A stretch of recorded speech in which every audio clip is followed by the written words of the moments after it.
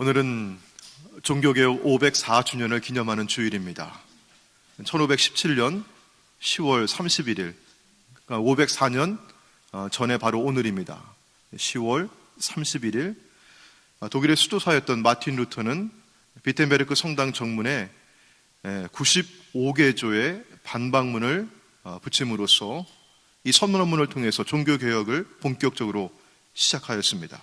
이 선언문은 당시 부패했던 로마 카톨릭 교회에 대한 도전이었고, 또 신앙의 본질, 근원으로 돌아가라고 하시는 하나님의 요청에 대한 응답의 결과였습니다. 사실 하나님께서는 그 이전부터 계속 신앙의 본질로 돌아가라, 이런 요청을 하고 계셨습니다. 마틴 루터는 카톨릭의 수도사로서 하나님 보시기에 의로운 생활을, 의로운 삶을 살아야만 구원받을 수 있다고 배웠습니다. 루터는 수도사로서 엄격한 규칙에 따라 수도 생활을 했어요. 그때를 기억하면서 그는 이렇게 이야기합니다. 나는 참으로 경건한 수도사였다. 수도원의 규율을 엄격하게 지켰다. 만약 수도사가 그놈의 수도에 의해서 하늘나라에 들어갈 수 있다면 나는 충분히 들어갈 수 있었을 것이다. 그때 나와 함께 수도원에 있었던 형제들은 이 사실이 진리라고 증언해 줄 수 있을 것이다. 아마 그 일을 더 계속했더라면 철야, 기도, 독서, 그리고 다른 일들로 인해 나는 죽고 말았을 것이다. 루터는 하루에 7번씩 기도했어요. 금욕적인 생활을 했습니다. 자신의 몸을 학대하면서까지 모든 형태의 고행을 수행했습니다. 루터가 로마를 방문한 적이 있었어요. 많은 사람들이 라테란 성당을 찾아가서 그곳에 있는 빌라도의 계단이라고 하는 계단을 올라가면서 손과 무릎으로 기어 올라갑니다. 이 28계단을 올라가면 입을 맞추고 계단마다 주기도문을 외울 때 연옥에 있는 그 사람의 형벌이 조금씩 감해진다고 하는 전설을 교회가 가르쳤습니다. 루터도 그렇게 생각을 했어요. 루터가 계단을 오르면서 계단마다 입을 맞추고 정말 무릎이 아프도록 그렇게 기어서 계단을 올라가며 주기도문을 외웁니다. 계단에 다 올라갔으나 그의 마음에는 아무런 평안이 없었습니다. 루터는 원래 법을 전공했던 법학도였어요. 중산층이었던 아버지가 나는 고생하더라도 루터는 좀 내 아들만큼은 성공해서 잘 살았으면 좋겠다, 그런 마음으로 법을 공부하기를 원했습니다. 법을 공부하던 중에 대학에 다닐 때 고향에 와서 부모님을 뵙고 돌아가는 길에 그만 친구와 함께 가는데 뇌우를 만나게 됩니다. 번개가 쳐요. 너무나 무서웠어요. 루터는 성인의 이름을 대면서 하나님 나를 한 번만 살려주신다면 주님께 제 인생을 바치겠습니다, 이런 서원 기도를 해요. 그때 옆에 있는 친구는 번개를 맞아 죽었어요.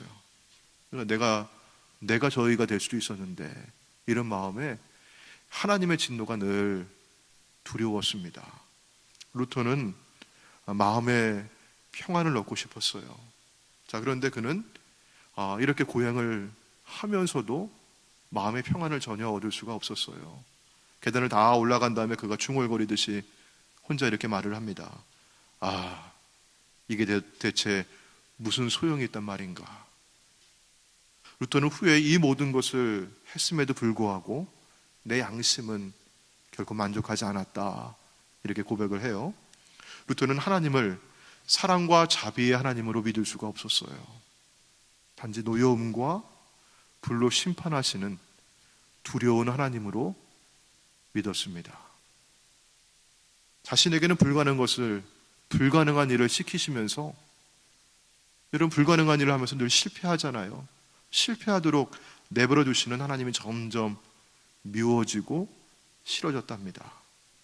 어떻게 하면 나는 자비로운 하나님을 만날 수 있을까?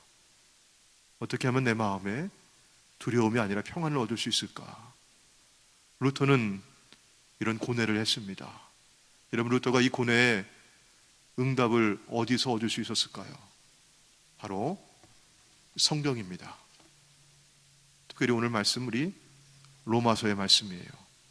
로마서 1장 27절의 말씀을 통해서 그는 마음의 평안을 얻게 되었습니다. 자, 우리 17절 말씀 우리 같이 한번 읽어보도록 할게요. 자, 같이 읽습니다. 시작. 복음에는 하나님의 의가 나타나서 믿음으로 믿음에 이르게 하나니 기록된 바 오직 의는 믿음으로 말미암아 살리라 함과 같으니라. 아멘. 루터가 이 말씀에서 어떻게 자신의 신앙적 고뇌에서 벗어날 수 있는 출구를 발견하게 되었는지 우리가 그의 말을 직접 들어보겠습니다. 나는 흠잡을 데 없는 수도사였으나 하나님 앞에서는 죄인이었다. 나는 의롭고 무서운 하나님을 사랑할 수 없었고 도리어 그분을 미워하며 불평하였다. 그 후 하나님이 우리에게 은혜와 자비를 베푸셔서 믿음으로 말미암아 의롭다함을 받는 것이 그것이 바로 그분의 의라는 것을 온전하게 이해하게 되었다. 나는 새롭게 태어났다. 천국에 이르는 열린 문을 비로소 통과했다고 느꼈다. 나는 해내었다. 전에는 하나님의 의라고 하는 표현이 무섭고 싫었지만 이제는 그것이 가장 소중하고 위안을 주는 말이라는 것을 알게 되었다. 루터가 로마서에서 받은 이 은혜와 깨달음이 독일과 유럽 전역에 복음이 회복되고 종교개혁으로 이어지는 도화선이 되었습니다. 그리고 그 후 200년이 지나서 영국의 런던의 올더스게이트 거리에 있는 한 교회에서 한 평신도가 이 루터의 로마서 주석 서문을 읽을 때 그걸 듣던 요한 웨슬리의 마음이 이상하게 뜨거워지는 것을 경험합니다. 요한 웨슬리는 미국에 와서 선교사로 활동하다가 실패하고 돌아가서 낙심하고 좌절하고 있었어요. 근데 그때 로마서의 이 말씀이 그에게 다가왔을 때 그의 마음이 뜨거워지고 그가 변화되고 새로워지고 세계는 나의 교구라고 하는 메토디스트 운동을 시작합니다. 그래서 로마서는 루터, 웨슬리, 칼빈과 같은 종교개혁가뿐만이 아니라 중세교회를 여는 어거스틴을 변화시키는 그런 말씀이 되었고요. 성경의 다이아몬드와 같다. 그렇게 해서 그만큼 귀하고 복된 성경을 로마서라고 합니다. 오늘 종교개혁주의를 맞이해서 저는 지난주에 로마서 1장 말씀 함께 나누고 오늘도 그 말씀을 이어서 나누게 되어서 저에게는 개인적으로 참으로 영광이고요. 우리 웨슬리 성도님들에게도 큰 은혜가 있기를 주의 이름으로 축원합니다. 여러분이 잘 아시듯이 로마서는 사도 바울이 로마 교회에 있는 성도들에게 보내는 편지였어요. 로마 교회는 사도 바울이 복음을 전하면서 선교하면서 세운 교회가 아니었습니다. 그 이전에 방문해 본 적도 없어요. 하지만 바울은 로마 교회의 소식을 들으면서 로마 교회를 생각할 때마다 하나님께 깊이 감사했어요. 오늘 말씀에 우리 8절 말씀 보실 거예요. 먼저 내가 예수 그리스도로 말미암아 너희 모든 사람에 관하여 내 하나님께 감사함은 너희 믿음이 온 세상에 전파됨이로다. 로마 교회 성도들의 믿음은 참 좋은 믿음이었습니다. 그들의 믿음이 온 세상에 좋은 소문이 되어서 전파되었습니다. 그래서 바울은 로마 교회와 성도들을 위해서 항상 기도하기를 쉬지 않았고요. 이렇게 바울이 자주 로마 교회를 생각하고 로마 성도들을 기억하고 그들을 위해서 기도했으니 여러분 그 로마 교회를 얼마나 가보고 싶었겠어요? 로마의 성도들을 얼마나 만나보고 싶었겠습니까? 그 간절함이 굉장히 컸습니다. 그 마음이 오늘 본문의 말씀 10절에 고스란히 담겨 있습니다. 어떻게 하든지 이제 하나님의 뜻 안에서 너희에게로 나아갈 좋은 길 얻기를 구하노라. 그래서 그동안 바울은 여러 차례 로마에 방문하고자 시도하였습니다. 그런데 아쉽게도 번번이 그 기회가 무산이 되었습니다. 그리고 13절에 있는 말씀 보시면은 형제들아 내가 여러 번 너희에게 가고자 한 것을 너희가 모르기를 원하지 아니하노니 그런데 지금까지 길이 막혔도다. 길이 막혀왔다고 이렇게 말을 하죠.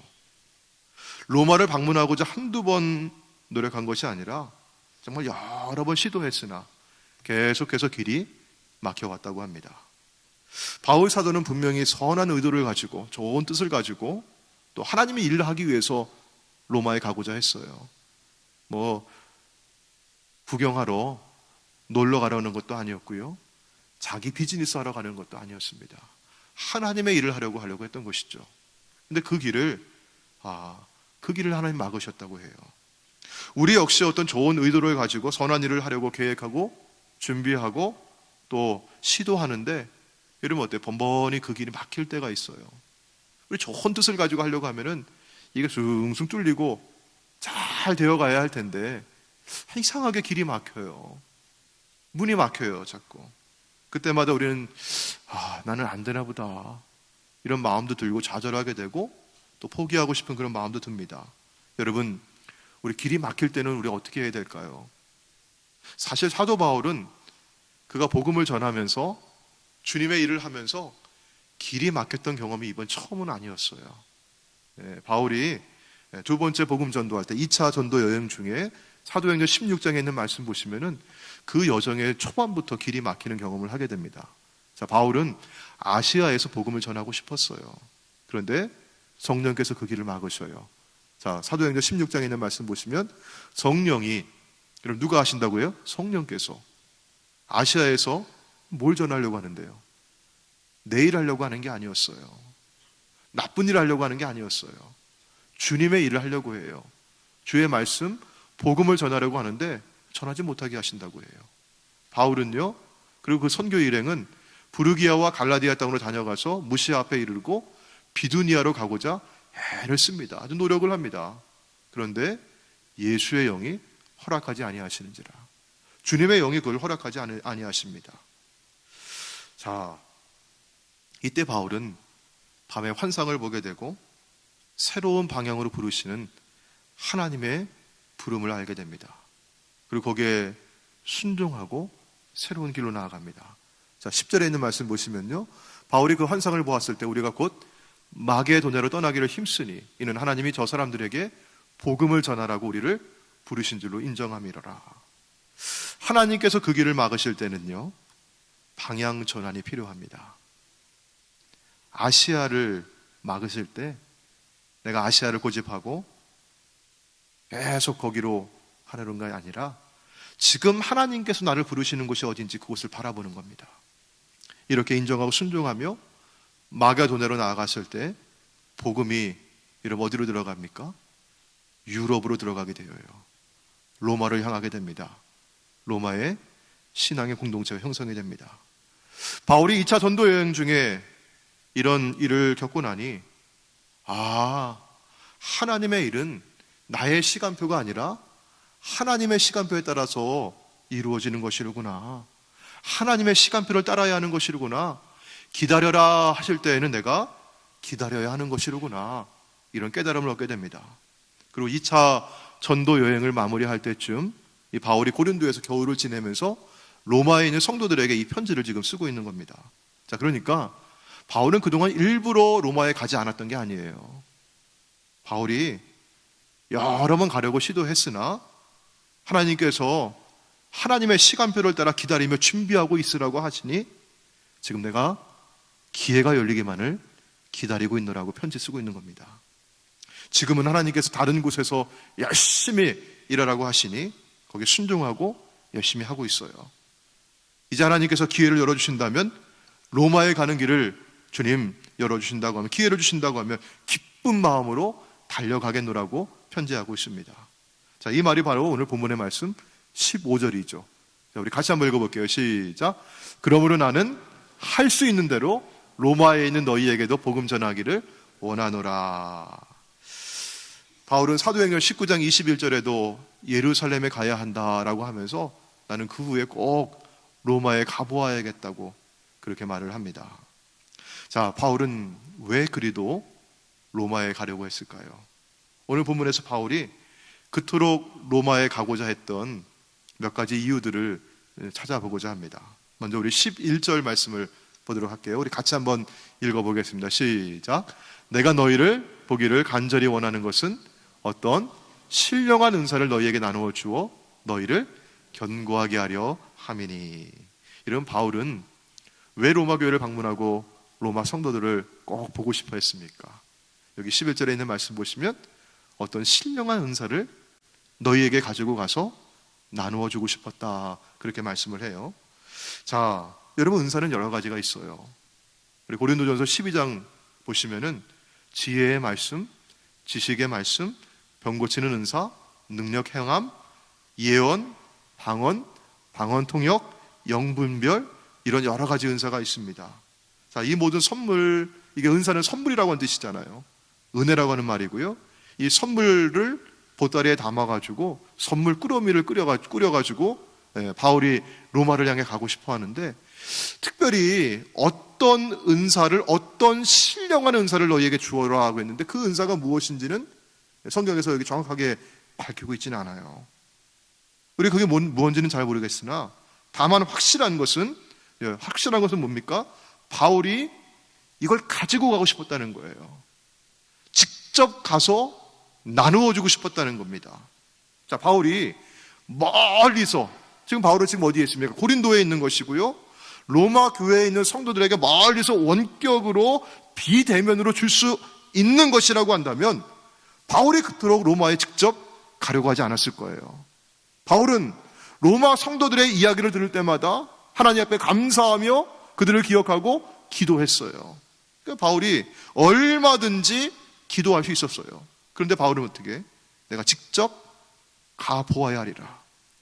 내가 가서 나누어 줘야겠다.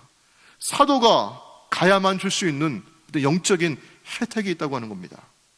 저는 이 대목에서 우리 목회자가, 우리 목사가 왜 신방을 해야 하는지를 말씀 가운데 듣게 되어요. 저도 바울과 같이 우리 웨슬리의 성도님들을 생각할 때마다 하나님 앞에 감사하고 여러분을 위해서 기도합니다.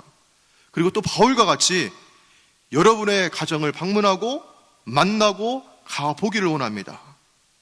왜냐하면 리모트로 줄 수 있는 게 있고 직접 가서 나누어야 할 은사가 있습니다.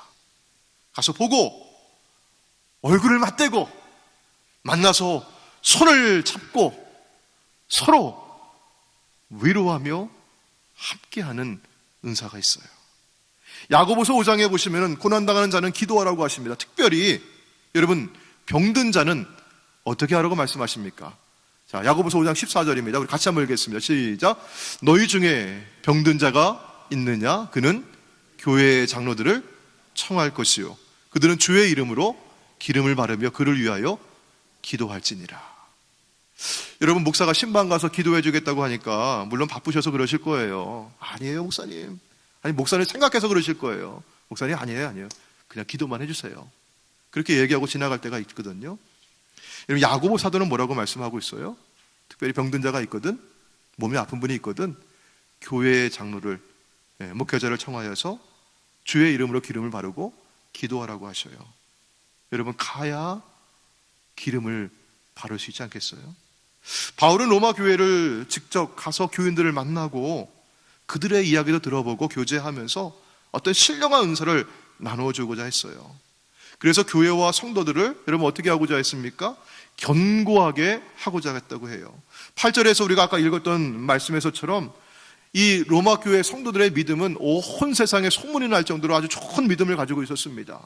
자, 그런데 바울은 이 로마 교회도 견고하게 되는 일이 필요하다고 말합니다. 그게 11절입니다. 너희에게 이 어떤 신령한 은사를, 영적인 은사를 나누어 주어서 너희를 견고하게 하려 함이라. 로마 교회처럼 믿음 좋다고 소문난 교회도 견고하게 되는 게 필요합니다. 믿음 좋다고 소문난 집사님도, 교회를 열심히 하신다고 하는 권사님도 견고하게 되는 게 필요합니다. 왜냐하면 누구나 어떤 교회든지 믿음이 좋은 교회도, 믿음이 좋은 성도도 늘 흔들릴 수 있고 넘어질 수 있는 것이 이 세상에 있기 때문에 그렇죠. 아무리 견고한 사람이라 할지라도, 아무리 견고한 교회라 할지라도 다시 견고하게 되는 것이 필요합니다. 그러니 여러분, 지금 견고한 사람도 다시 견고하게 되는 게 필요한데요, 아프고 병들고 어려움을 겪고 시험을 당한 사람은 오죽하겠습니까? 바울이 직접 가지 않아도 되었더라면 왜 굳이 로마에 가려고 했을까요? 가서 나누어 줘야 될 은사가 있었기 때문입니다. 자, 다음 우리 12절 말씀 보시면요, 우리 같이 한번 읽겠습니다. 시작. 이는 곧 내가 너희 가운데서 너희와 나의 믿음으로 말미암아 피차 아니함을 얻으려 함이라. 뭐뭐 하려 함이라 나오죠, 여러분? 피차, 서로 위로를 나누고자 함이라. 바울은 로마 성도들을 방문해서 함께 서로 위로하고 위로받고 위로를 나누고자 했습니다. 고난과 핍박 중에서도 믿음을 지키며 버티고 신앙을 지키는 이 성도들에게 여러분 어떻게 해요? 가서 바울이 얼굴을 마주대하고 손을 잡아주고 함께 하나님 찬양하는 그 자리가 위로가 될 거예요. 여러분, 바울 역시 복음을 전하느라고 많이 고생하고 많이 힘들었습니다. 바울 역시 위로받는 게 필요했어요. 어느 한 젊은 목사님이 선배 목사님을 만나서 이런 질문을 해요. 목사님, 목사에게 있어서 무엇이 문제라고 생각하십니까? 교만입니까? 좌절입니까? 그러자 이 선배 목사님은요, 이분은 교회를 개척해가지고 좀 몇 년 안에 교회가 이제 불같이 일어나는 큰 부흥을 경험했던 목사님이세요. 근데 이 목사님이 하시는 말씀이, 목사님, 제 생각에는요, 좌절의 위험이 훨씬 많은 것 같아요. 그렇게 큰 부흥을 경험한 목사님이, 몇 년 안에 그렇게 일어난 목사님이 교만할 법도 한데, 그렇죠, 여러분? 그렇게 생각할 수 있잖아요. 목사님 하시는 말씀이 좌절의 위험이 훨씬 많은 것 같아요. 자신이 좌절하고 꺾일 때가 너무 많았다고 고백을 해요. 이 좌절을 어떻게 극복할 것인가 하는 게 그분 목회의 중요한 과제라고 합니다. 엘리야는 갈멜산에서 일대 850명 그 바알의 선지자 아세라 선지자들과 영적 대결을 펼쳐서 승리했습니다. 불의 응답을 받았습니다.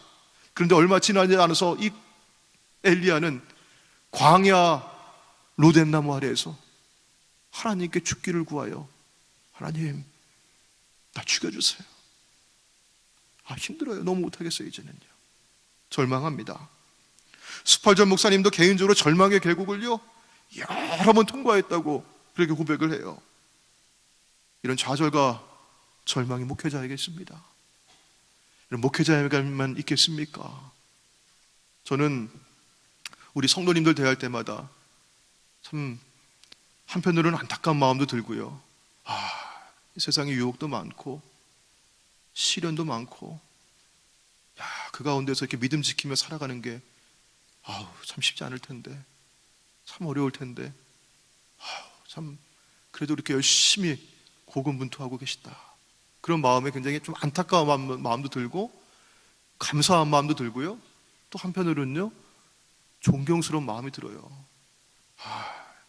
목사는 교회 안에서 살면서도 이렇게 믿음 지키는 게 쉽지 않은데, 저 세상에서 이렇게 믿음 지키며 사는 게 참 존경스럽다. 우리 성도님들 참 대단하시다.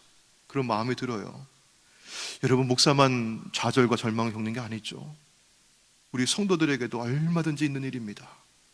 그래서 바울은 로마 교회 성도들을 찾아가서 어떤 은사를 나누어 주어서 그분들을 위로하고 격려하고 견고하게 하고 싶었던 거예요. 그리고 목사에게도, 사도 바울에게도 위로가 필요했어요.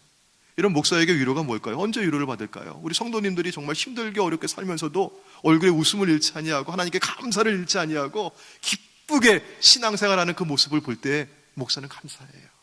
위로가 돼요, 그게. 그냥 여러분 지나가는 말로 공치사로 하는 말이 아니라, 하나님 말씀 듣고, 목사님 지난주에 말씀 드릴 때 그 말씀 가지고 제가 한 주간 묵상하면서 말씀대로 살아보려고 이렇게 애를 썼는데요, 목사님 너무 힘들었어요.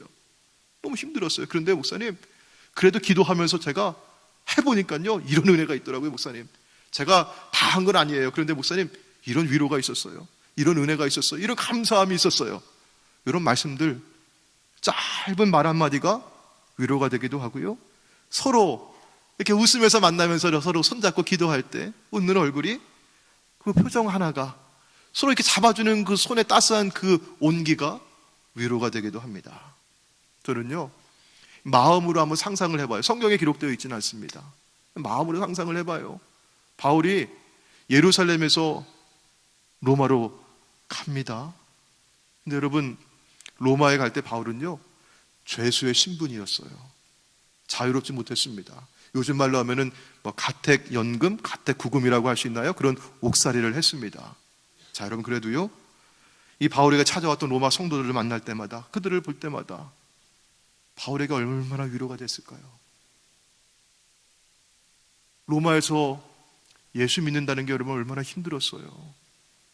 원형 경기장에 끌려가서 사자의 밥이 되기도 하고요, 그 고난을 피해서 도망가다가 잡히면 십자가에 거꾸로 매달려 죽기도 하고요, 그리고 숨어서 지하에 카타콤이라고 지하 도시를 만들어 놓고 거기에서 빛도 보지 못한 채 그렇게 믿음지켜 살아가는 성도들이 있었어요.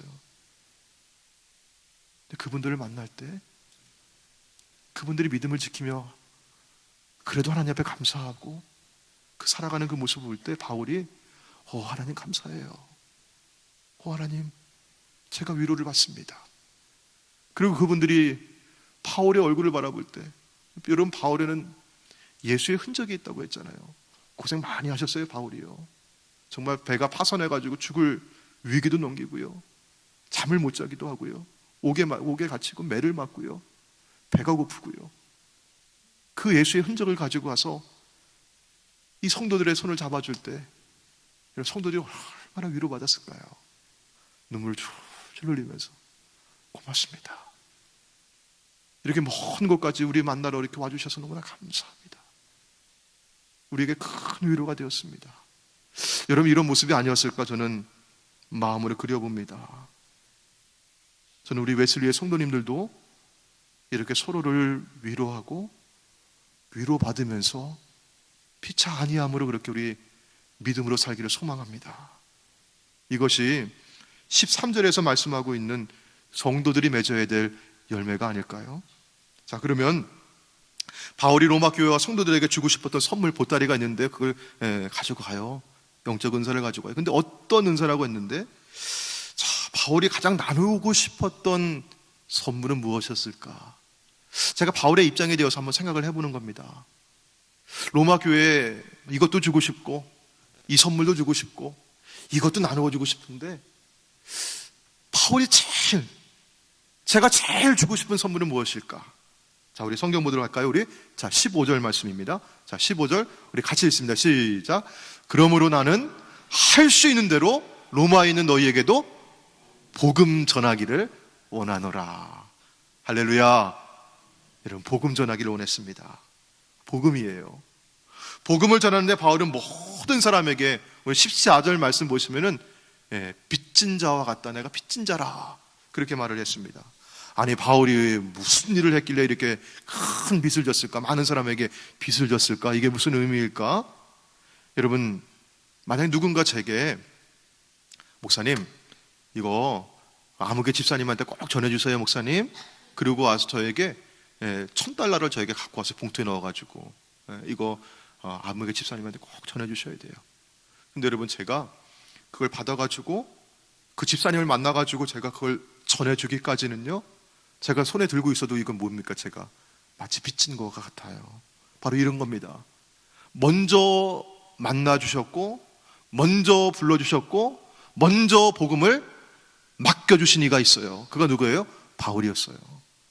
물론 바울보다 먼저 복음을 맡은 이들이 있었고, 그분들의 헌신과 그분들의 희생과 그분들의 눈물을 통해서 바울도 예수를 만날 수가 있었어요. 바울이 주님을 만나고 복음을 받으고, 주님이 이 복음을 어떻게, 이방을 위해서 이방에게 너가 나누어 주어라 맡겨주셨거든요. 그래서 바울은 복음을 맡은 자라, 내가 복음의 빚진 자라고 고백을 합니다. 자, 그래서 바울은 고린도전서 9장 16절에 있는 말씀과 같이, 자, 우리 같이 한번 읽겠습니다. 시작. 내가 복음을 전할지라도 자랑할 것이 없으면 내가 부득불 할 일을 한 거란 얘기예요. 내가 할 일을 한 것이다. 만일 복음을 전하지 아니하면 내게 화가 있을 것이로다. 바울은 복음을 맡기신 하나님을 믿어 순종하였고 이 복음을 부끄러워하지 않았다고 말씀해요. 오늘 우리 16절 말씀입니다. 내가 복음을 부끄러워하지 아니하노니 이 복음은 모든 믿는 자에게 구원을 주시는 하나님의 능력이 됩니다. 복음은 능력입니다. 바울은 복음을 부끄러워하지 않았습니다. 여러분, 저는 한때 이 복음을 부끄러워했던 적이 있어요. 복음 전하는 것을 주저했던 적이 있습니다.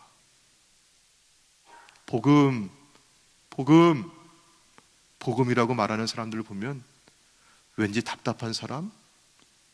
우리 소위 이런 표현 써서 죄송합니다. 아유, 꼴통 보수? 그런 식으로 저도 이해할 때가 있었어요.